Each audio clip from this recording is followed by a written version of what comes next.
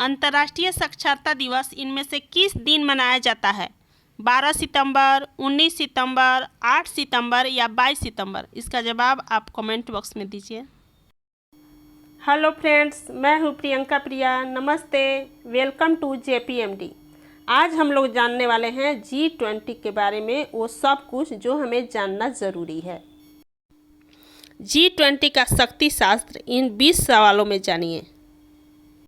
राष्ट्र गौरव का महाआयोजन G20 9 से 10 सितंबर को दिल्ली में होने वाली है।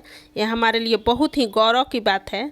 तो चलिए आज हम लोग G20 के बारे में वो सब कुछ जानते हैं जो हम लोग के लिए, आपके लिए जानना बेहद ज़रूरी है। अगले 7 दिन में बचा हुआ है G20 होने में, तो चलिए उसके बारे में हम लोग जान लेते हैं इन 20 सवालों में। तो पहला सवाल है, G20 क्या है? इसमें कौन देश शामिल है? ये आने वाले परीक्षा में भी पूछ सकता है कि कौन कौन देश शामिल है G20 के बारे में। तो चलिए जान लेते हैं। G20 ग्रुप ऑफ 20 का गठन 1999 ईस्वी में हुआ था। तो कब गठन हुआ था इसका? 1999 ईस्वी। इसमें ये देश हैं, कौन कौन देश हैं चलिए देख लेते हैं। अपना भारत देश है, अमेरिका, चीन, जापान, जर्मनी, रूस, France, Britain, Italy, Canada, Brazil, Australia, Indonesia, Saudi अरब, दक्षिण अफ्रीका, तुर्की, मैक्सिको, कोरिया गणराज्य, अर्जेंटीना व यूरोपीय संघ इसमें शामिल है। यानी 19 देश हैं और एक है यूरोपीय संघ। अब इससे मिलकर बनता है G20। तो इसको याद कैसे करेंगे? तो हम लोग पहले एशिया के देशों को देख लेते हैं, जैसे कि भारत, चाइना, जापान, रूस, ये सब को एक तरफ, सऊदी अरब एक तरफ रख लेंगे, इंडोनेशिया को, उसके बाद ऑस्ट्रेलिया को, और अफ्रीका के देश में एक दक्षिण अफ्रीका है, और यूरोप में है फ्रांस, ब्रिटेन, इटली। फिर एशिया में कोरिया भी गणराज्य भी है। इस तरह से हम लोग ऐसे करके पार्ट बाई करके याद हो जाएगा। चलिए अब अगला सवाल देखते हैं। अब क्वेश्चन नंबर 2, G20 का काम क्या है? क्यों बना? ये क्यों बना है G20? आखिर हम लोग क्यों बना है G20? चलिए देखते हैं। यह अंतर्राष्ट्रीय आर्थिक सहयोग का सबसे बड़ा मंच है। यानी क्या है ये? यह आर्थिक सहयोग का एक संगठन है। 1999 में एशिया में वित्तीय संकट के बाद वित्त मंत्रियों और केंद्रीय बैंक के गवर्नरों के लिए वैश्विक आर्थिक और वित्तीय मुद्दों पर चर्चा करने के लिए इसकी स्थापना की गई थी। यानी क्या हुआ था? 1999 में एशिया में वित्तीय संकट आया था। उसके बाद क्या हुआ? वित्त मंत्री और केंद्रीय बैंक के गवर्नर मिलकर इस मुद्दे पर चर्चा किए थे और इसकी स्थापना की गई थी। तीसरा प्रश्न है, G20 में राष्ट्राध्यक्ष कब से आने लगे? यानी G20 में जो राष्ट्र के प्रमुख हैं वे कब से आने लगे? तो 2008 में वैश्विक मंदी के दौरान G20 समिट अमेरिका में हुई थी। उसी में तय किया गया कि अगली समिट से सदस्य देशों के राष्ट्राध्यक्ष भी इसमें शामिल होंगे। अगर आपसे एक नंबरिया में ऐसा पूछते हैं प्रतियोगिता परीक्षा में कि G20 में राष्ट्राध्यक्ष कब से आने लगे, तो ये 2008 से। कब हुई थी? 2008 में कहाँ पर हुई थी G20 समिट? तो अमेरिका में हुई थी। वहाँ पर निर्णय लिया गया कि अब से G20 में राष्ट्राध्यक्ष भी आने लगेंगे, तब से वे आने लगे। चौथे क्वेश्चन पर जाने से पहले हम लोग इवेंट कैलेंडर सितंबर 2023 देख लेते हैं G20 शिखर सम्मेलन के बारे में कि वे कहाँ कहाँ कौन कौन बैठक हो रहा है। तो 5 से 6 सितंबर तक वित्त मंत्रियों की बैठक होगी और 8 सितंबर को जो बाइडेन भारत आएंगे। तो यहाँ ध्यान रखना है कि वित्त मंत्रियों की बैठक कब हो रही है? तो 5 से 6 सितंबर को, और जो बाइडेन भारत कब आ रहे हैं? तो 8 सितंबर 2023 को। G20 का जो बैठक है वो 9 से 10 सितंबर को नई दिल्ली में होने वाली है। इससे बहुत सारे, इसमें क्या हुआ है, 8 से लेकर 10 के बीच में दिल्ली को बंद किया गया है। पूरी छुट्टी हुई है, पूरा कॉलेज बंद है, स्कूल बंद है, ऑफिस बंद रहेंगे 8 से 10 सितंबर के बीच। क्यों? क्योंकि 9 से 10 सितंबर को G20 का शिखर सम्मेलन नई दिल्ली में होने वाली है, और 13 से 14 सितंबर को वाराणसी में बैठक होगी, 14 से 16 सितंबर को मुंबई में बैठक होगी, 18 से 19 सितंबर को रायपुर में बैठक होगी, और 21 से 22 सितंबर को खजुराहो में बैठक होगी। तो हम लोग क्या जाने हैं कि 9 से 10 सितंबर को G20 की शिखर सम्मेलन होगी नई दिल्ली में, और 13 से 14 सितंबर को वाराणसी में, 14 से 16 सितंबर को मुंबई में, 18 से 19 सितंबर को रायपुर में, और 21 से 22 सितंबर को खजुराहो में। अब है चौथा सवाल, इस बार अध्यक्षता कौन कर रहा है। तो हम लोग जानते हैं कि इस बार समिट भारत में हो रहा है, तो भारत ही अध्यक्षता करेगा। तो G20 समिट दिल्ली में हो रही है और यह 9 से 10 सितंबर को होगी। अध्यक्षता भारत कर रहा है। PM मोदी हमारे जो प्रधानमंत्री हैं वे हमारे अध्यक्ष हैं। तो इस बार भारत क्या कर रहा है, G20 की अध्यक्षता कर रहा है। पांचवा प्रश्न है, G20 अध्यक्षता कैसे तय होती है। तो कैसे तय होती है G20 की अध्यक्षता, चलिए जान लेते हैं। ये ट्रोइका से तय होती है। तो अब आप लोग सोचेंगे कि ट्रोइका क्या है। ट्रोइका क्या है, इसमें हमारी अध्यक्षता के दौरान ट्रोइका में इंडोनेशिया, भारत और ब्राज़ील शामिल हैं। इन 3 देशों की भागीदारी के कारण इसे क्या कहते हैं, ट्रोइका कहते हैं। तो पूर्व में इसके अध्यक्ष जैसे अभी भारत अध्यक्षता कर रहा है, इसके पहले कौन अध्यक्षता कर रहा था, इंडोनेशिया। वर्तमान में कर रहा है भारत और बाद में इसके अगले साल 2024 में करेगा ब्राज़ील। ये तीनों मिलकर क्या कहलाएंगे, ट्रोइका कहलाएंगे। तो G20 अध्यक्षता ट्रोइका से तय होती है। अब छठा प्रश्न है, अध्यक्षता से भारत को क्या फ़ायदा है।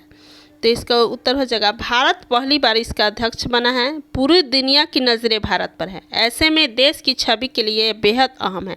अब देखिए, पूरा देश के राष्ट्राध्यक्ष भारत में आ रहे हैं, पूरा देश की मीडिया, विश्व मीडिया का नज़र भारत पर रहेगा। तो ऐसे ही भारत का महत्व बढ़ जाएगा, बहुत ही इसका वैल्यू भी बढ़ जाएगा। तो ये बहुत ही इम्पोर्टेंट है भारत के लिए। अध्यक्षता से भारत को बहुत ही फायदा होगा।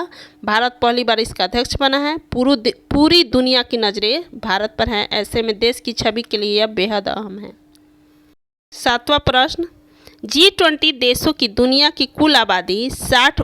अब यहाँ प्रश्न क्या है, G20 की कितनी दमखम है।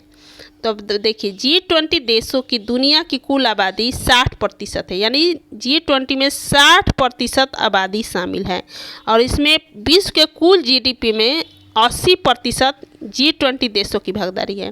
कुल ग्लोबल ट्रेड में, व्यापार में 75% G20 की हिस्सेदारी है। ये बहुत ही बड़ी, यानी इन्हीं के दम पर दुनिया चल रही है। बताइए कि पूरा G20 के देश ही 60% आबादी को कवर कर रहे हैं और 80% GDP को कवर कर रहे हैं।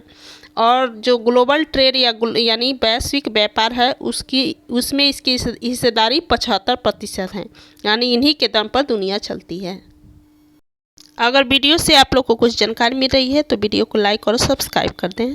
चलिए 8वें प्रश्न पर, समिट में गैर G20 सदस्य कितने हैं। अब देखिए, जो गैर, एक तो G20 में ग्रुप के 20 सदस्य हैं ही, उसके अलावा भारत ने 9 देशों को आमंत्रित किया है। तो वे कौन कौन से देश हैं, बांग्लादेश, मिस्र, Mauritius, Netherlands, Nigeria, Oman, Singapore, Spain व संयुक्त राज्य अमीरात यानी UAE।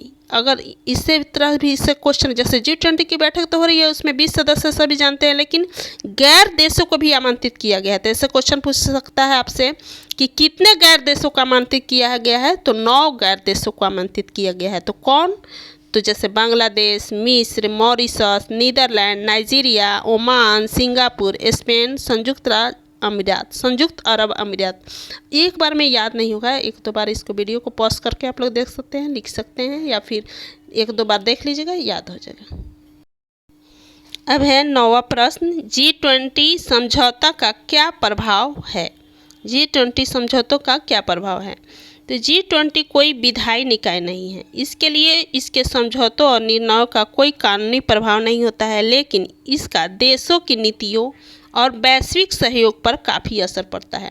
अब यहाँ पर कहने का मतलब है कि G20 का कोई कानूनी अधिकार नहीं है उसके पास कि ये ज़बरदस्ती, मतलब इसको लागू ही किया जा सकता नहीं है, लेकिन इससे क्या होगा, देश की नीति बनाने में, वैश्विक सहयोग में G20 का असर जरूर पड़ता है। अब है 10वां क्वेश्चन, हम लोग 10 क्वेश्चन कर लिए हैं। आशा है कि आपको बहुत ही अच्छी जानकारी मिल रही होगी जो G20 के बारे में। तो चलिए शुरू करते हैं।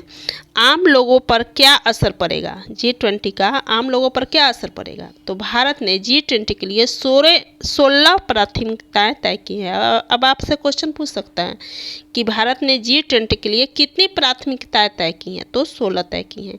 ये सभी कहीं न कहीं आम लोगों से जुड़ी हैं। खाद्य पदार्थों की कीमतें, हो या शिक्षा, रोजगार जैसे क्षेत्रों में नई संभावनाएं हैं, G20 की बड़ी भूमिका है। यानी क्या करना है, इसमें 16 प्राथमिकता है और ये जो वस्तु की कीमतें हैं, शिक्षा है, रोजगार है, इस क्षेत्रों में बहुत सारी संभावनाएं, G20 की इसमें बहुत बड़ी भूमिका है। अब हम लोग देख लेते हैं G20 के देशों के राष्ट्रीय झंडे को। जैसे इसमें कनाडा है, अमेरिका है, जापान है, फ्रांस है, इंडिया है, चाइना है, ये सारे लोग देशों के फ्लैग हैं जो हमारे G20 में शामिल होने के लिए आ रहे हैं। अब हम लोग जान लेते हैं G20 में डिजिटल।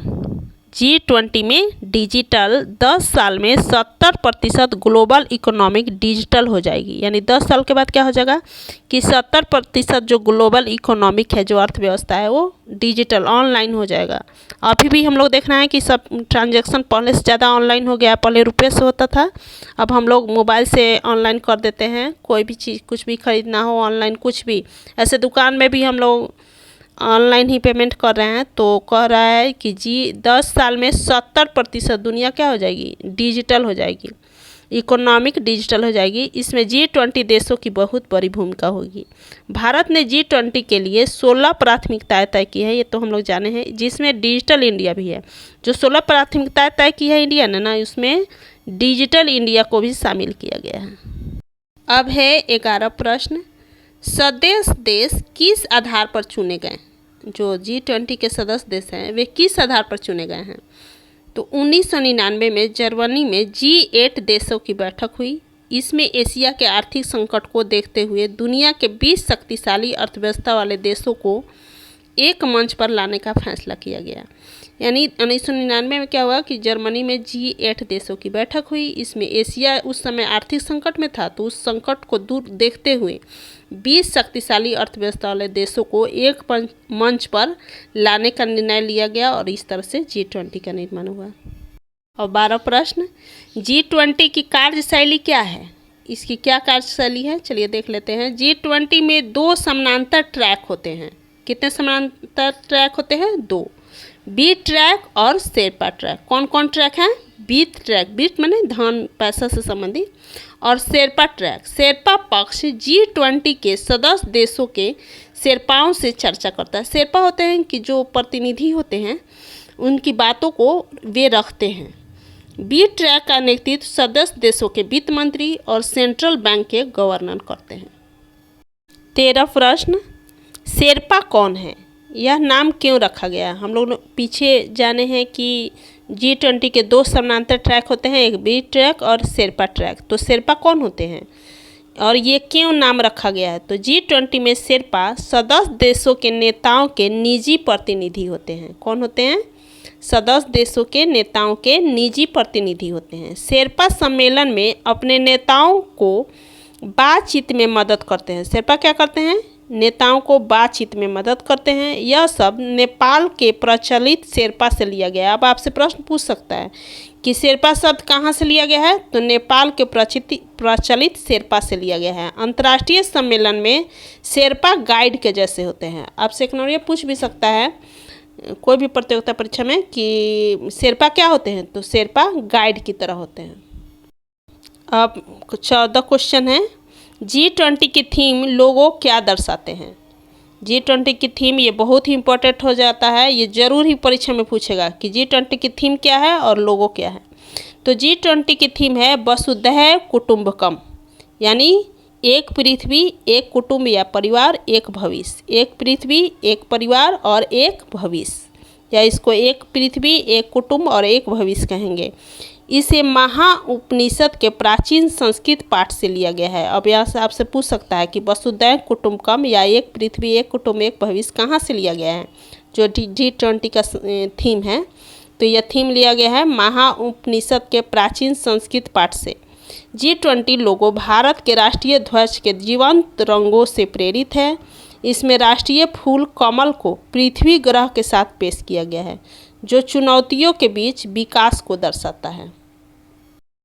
प्रश्न 15। G20 के लिए कैसी पाबंदियां लगी हैं? यानी G20 हुआ है तो दिल्ली में कौन कौन से पाबंदियां लगी हैं? तो 29 अगस्त से 12 सितंबर तक दिल्ली में ड्रोन, पैराग्लाइडर, हैंग ग्लाइडर व हॉट एयर बैलून आदि उड़ाने पर पाबंदी है। कौन कौन चीज़ उड़ाने पर पाबंदी है?